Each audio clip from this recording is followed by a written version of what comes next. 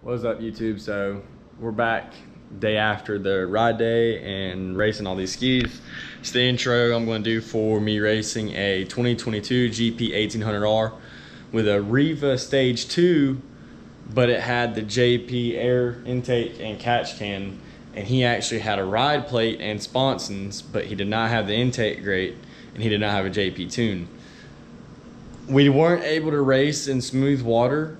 I think he would have beaten me in smooth water still, but as soon as he would have hit chop, as you can see in the video, my ski will catch up to him because I got that new Riva intake grate and pump seal. It works amazing. It's a world of a difference. I extremely recommend it for these skis, especially if you're going to be riding any sort of, not glass conditions. So once again, I couldn't do an intro on this video like I normally do, so here it is, and here's the clip.